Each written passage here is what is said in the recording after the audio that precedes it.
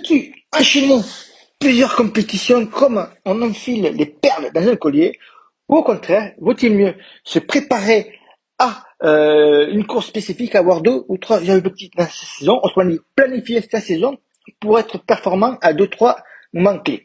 C'est Jean-Marc de l'Académie Running.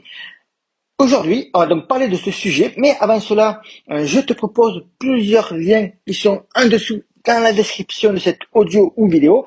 Le premier, c'est tout simplement qui suis-je pour mieux me connaître et savoir ma philosophie autour de l'entraînement running, autour de l'entraînement et de la préparation aussi mentale, puisque je prépare ta mentale.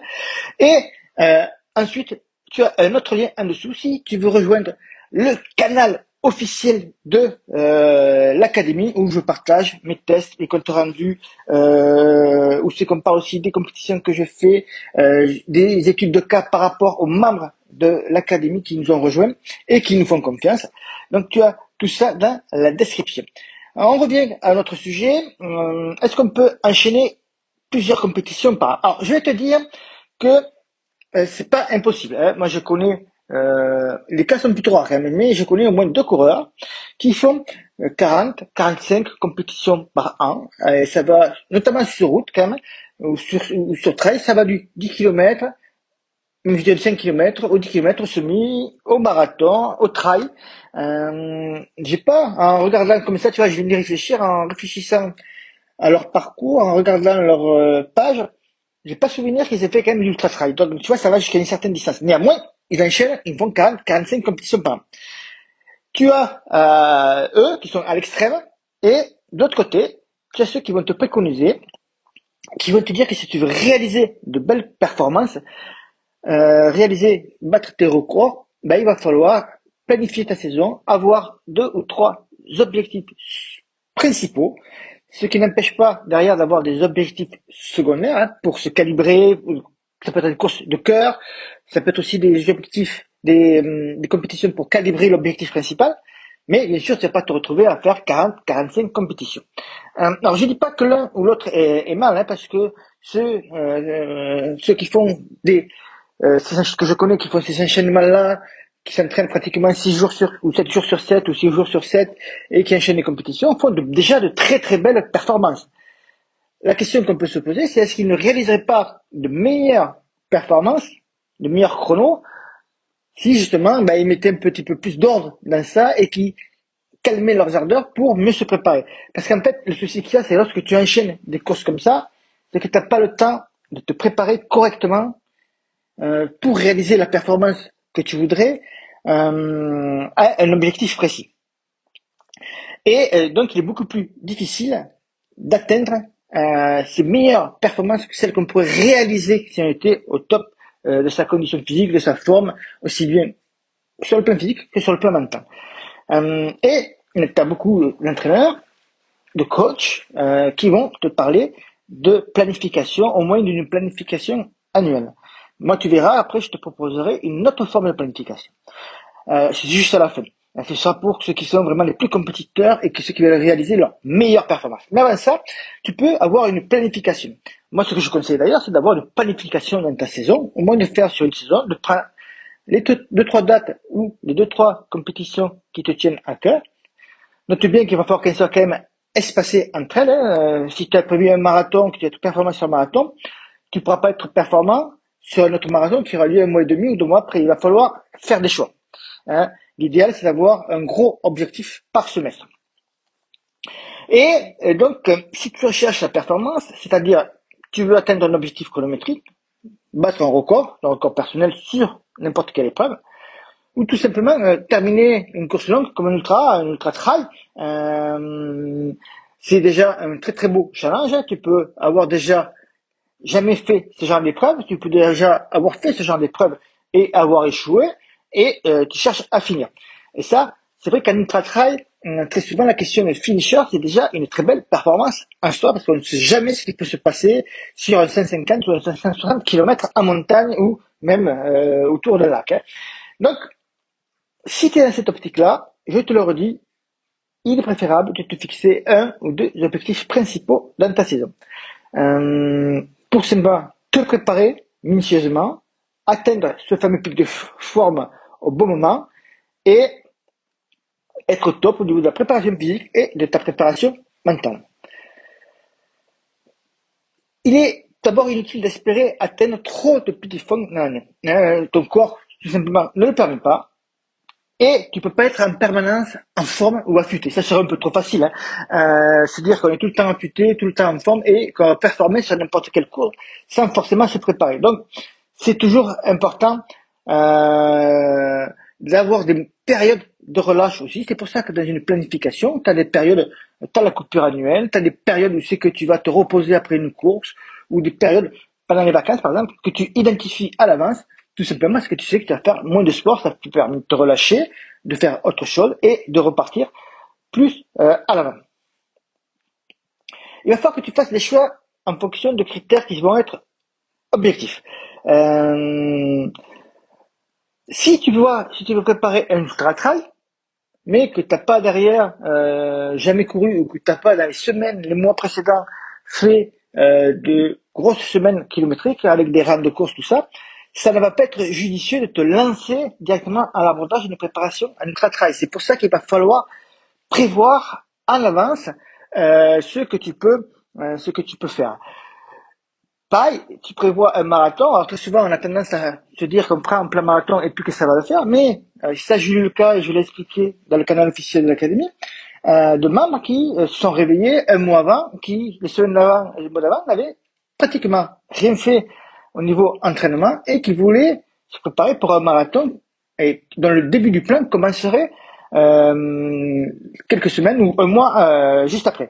Et là, c'est parfois un peu très tard de se réveiller parce que ton corps n'est pas habitué, n'a plus fait assez d'intensité, n'a plus fait assez d'efforts, n'est plus habitué aux impacts de la course à pied et il est très dur de s'y remettre. Donc, il faut faire très attention. C'est pour ça que moi, je pense que la planification sur une saison, ça te permet tout de suite de voir lorsque tu mets les dates, ben, tu sais ce qu'il faut faire pour te préparer pour un marathon, tu sais ce qu'il faut faire pour te préparer pour un trail, et tu vois tout de suite là où ça va pêcher pour toi.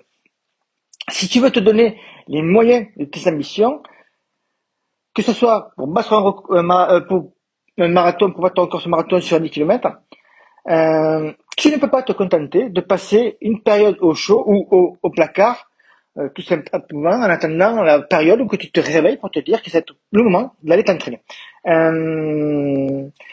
C'est te dire ça, que ça va être facile pour toi, c'est un peu te mentir à soi-même. Il faut vraiment en avoir conscience. Il faut te dire que pour performer sur les courses, il va falloir s'entraîner, pas uniquement pendant le plan spécifique, mais aussi bien avant. Et en général, on a plusieurs grosses périodes pour préparer une compétition. On a ce qu'on appelle une période de préparation générale. Très souvent, on la place en début de saison. C'est là-dessus qu'on va mettre en place les fondations de ta maison et qui vont conditionner la réussite de tes objectifs principaux de la saison. Donc, pendant cette période-là, on va travailler beaucoup de caractéristiques du coureur à pied. Ça peut être, bien sûr, le travail de vitesse de ta BMA. Ça va être aussi faire du renforcement musculaire pour bien te muscler. Ça va être aussi de te faire la caisse en endurance notamment. Travailler ta technique de course. On en profite pour travailler les points faibles qu'on a déjà identifiés les fois d'avant. Et bien sûr, chaque période que je te dis se finit toujours systématiquement par une phase de relâchement afin, tout simplement, que ton corps assimile correctement les séances qu'il aura faites durant la phase de cette préparation générale. Et ensuite, il va basculer sur la phase de préparation spécifique à ta course. Ça, c'est différent de la préparation générale.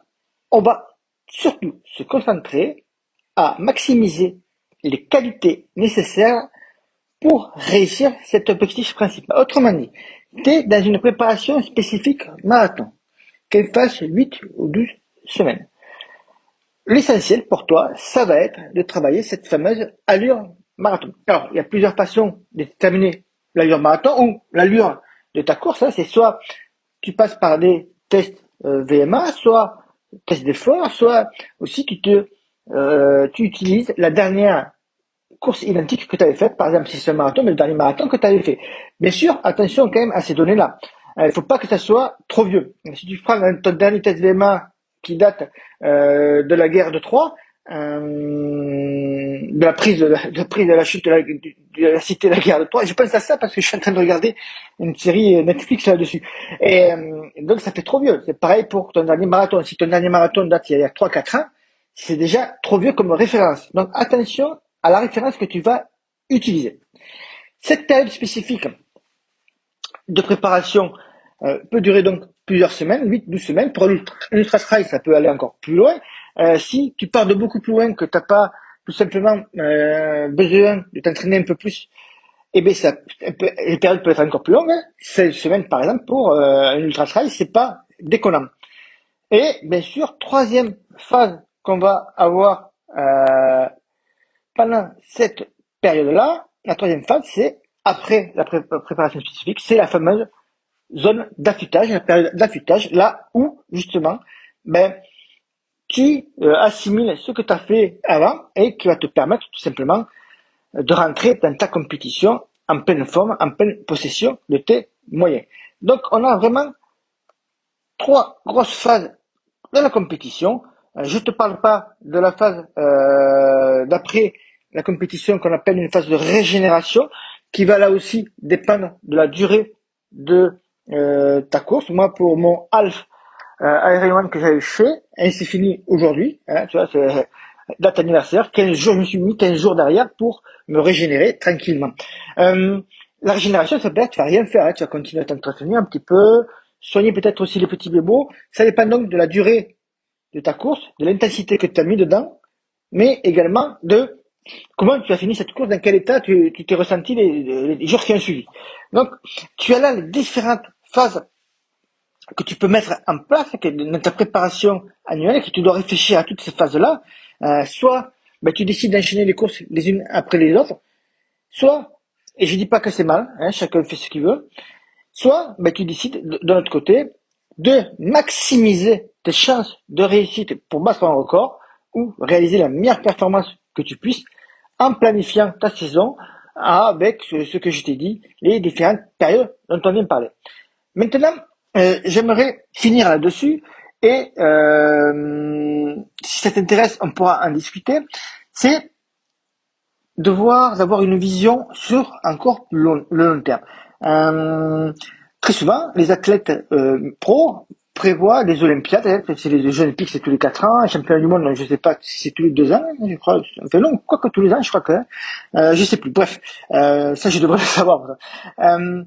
Mais là, sur le coup, je me souviens plus. Et donc, ils vont planifier sur 3-4 ans pas leurs entraînements, mais les grandes périodes de leurs entraînements avec les gros objectifs de course chronométriques, les objectifs de ce qu'on appelle en préparation mentale, les objectifs de moyens, c'est-à-dire qu'est-ce qu'on va faire pour mettre en œuvre pour arriver à ce niveau-là, qu'est-ce sont les qualités qu'on va travailler, les défauts qu'on va devoir gommer pour arriver à cet gros objectif qu'on se fixe. Et ça, moi je suis choqué, déçu plutôt, que personne ne te propose de le faire aux coureurs, aux compétiteurs lambda comme toi, comme moi. Personne n'en parle. Tout le monde ne propose que d'enchaîner des plans d'entraînement les uns après les autres, faire du suivi semaine après semaine, mois après mois. Mais personne te propose d'avoir cette vision à long terme. Bien sûr, cette vision après un peu modifiée. Rien n'est figé dans le temps, comme un plan d'entraînement. Rien n'est figé, sauf si tu prends un plan générique ou un plan dans un magazine, application ou autre. Mais tu dois pouvoir avoir cette vision aussi, tout simplement, parce que tu as des gros objectifs, tu as envie de réussir et avoir cette planification, cette vision sur 3-4 ans permet d'être beaucoup plus clair dans tes objectifs, même dans ton prochain objectif que tu auras cette année. Et ça, je te propose d'en discuter lors d'une session de coaching en one-to-one, toi et moi, où c'est que je vais te poser des questions, bien sûr, et on va essayer déjà, dans un premier temps, de gommer ton plus gros défaut, ton plus gros problème qui t'empêche d'être performant en course à pied. Si tu es intéressé, tu cliques sur le lien de qui suis-je et tu verras en bas, tu pourras réserver ta session. Hein, il y a un planning de rendez-vous. J'en prends que 4 ou 5 et après je clôture cette offre. C'est pas une offre, c'est plutôt cette proposition. Voilà. Si tu as des questions autour de ça, de la planification annuelle, de ta planification en course à pied, ben, tu me laisses un petit commentaire en dessous et j'y répondrai avec très grand plaisir. Je te dis, je te souhaite une bonne journée, un bon run et à bientôt. Ciao, ciao!